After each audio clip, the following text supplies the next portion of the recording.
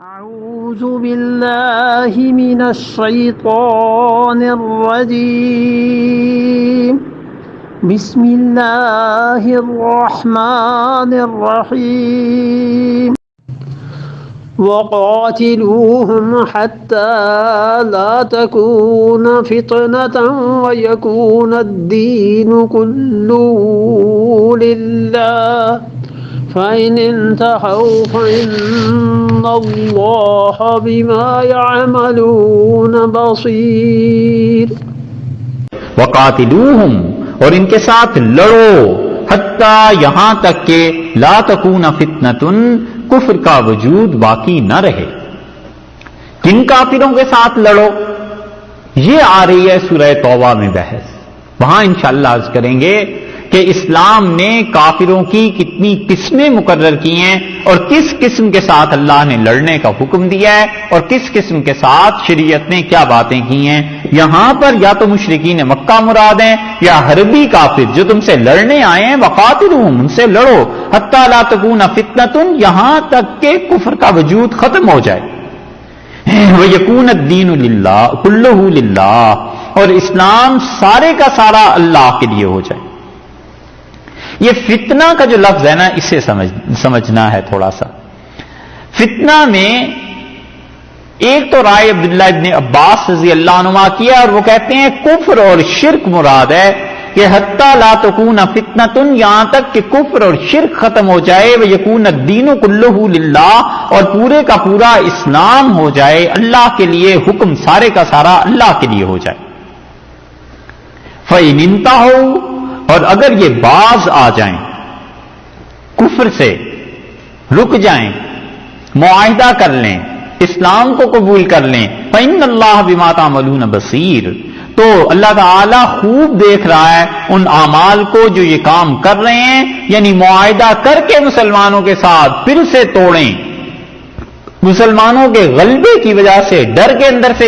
وہ کافر ہی رہے اور ظاہر میں اسلام کو قبول کر لیا، لا الہ الا اللہ کہہ کے اپنی جان چھڑا لی، چاہے مسلمانوں کا کتنے ہی نقصان کیوں نہ ہو گیا ہو۔ اللہ فرماتے ہیں ان کافروں پر تم ہاتھ نہیں اٹھا سکتے، اللہ جانتا ہے، اللہ دیکھنے والا ہے جو کچھ کہ ان کے دل میں ہے، ان کے جی میں ہے، تم نے ظاہر کے قانون کی پابندی کرنی۔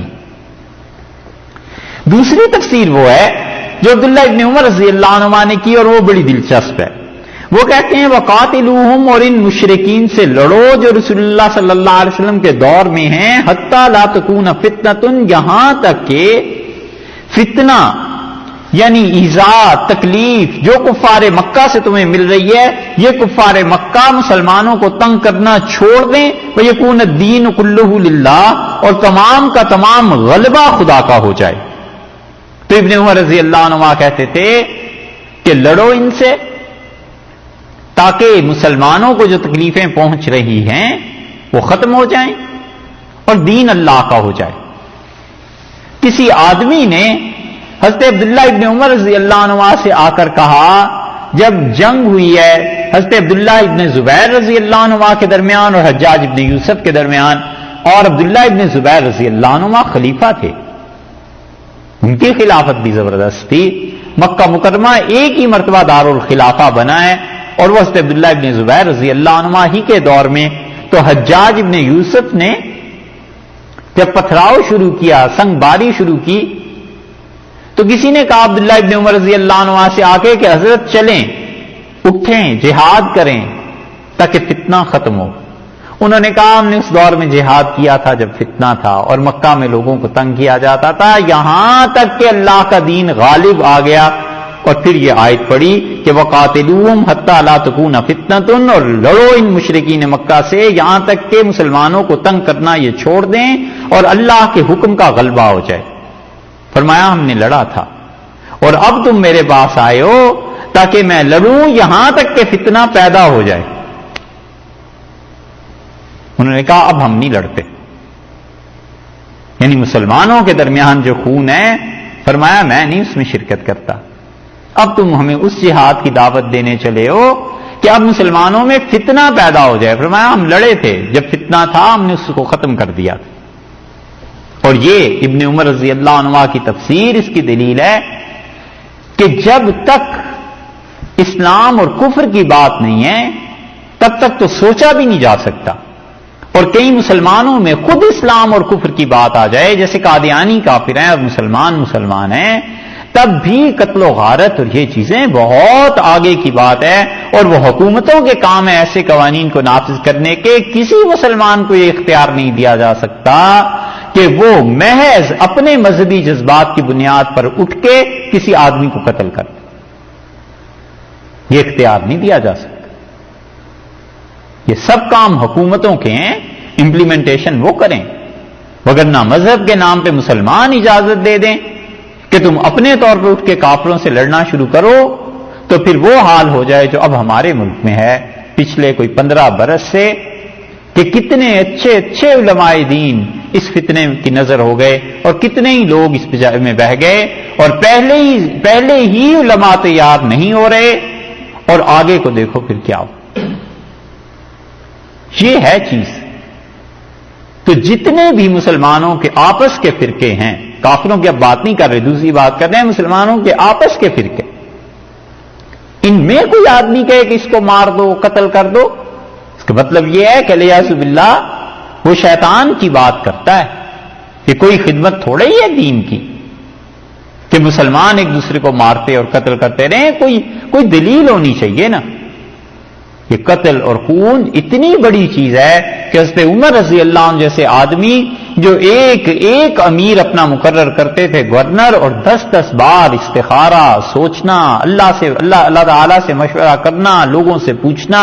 اس کے حالات پہ نظر رکھنا. حتیٰ کہ ایک لڑکا کہتا ہے میں امیر المومنین رضی اللہ عنہ کے پاس گیا اور میری جوانی کا دور تھا اور میرے سب لوگ باتیں کر رہے تھے، تو سارا قافلہ بھیج دیا حضرت عمر رضی اللہ عنہ کا، تو میرے پاس 1 سال ٹھہرا. 1 سال کے بعد مجھ سے فرمایا کہ میں تمہیں چیک کرتا رہا ہوں، تم میں بڑی صلاحیتیں ہیں، تو میں نے تمہیں دیکھا تو مجھے خیال ہوا کہ میں تمہیں کہیں گورنر لگاؤں، اور پھر میں نے سوچا کہ تم کہیں منافق تو نہیں ہو.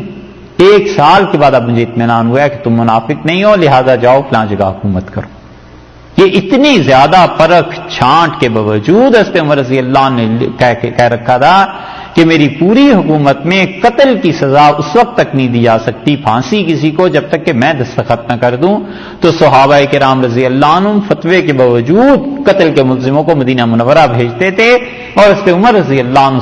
اس مسئلے کو سنتے تھے، پھر فیصلہ فرماتے تھے کہ قتل کی سزا ہو سکتی ہے یا نہیں. یہ خون اتنی بڑی چیز ہے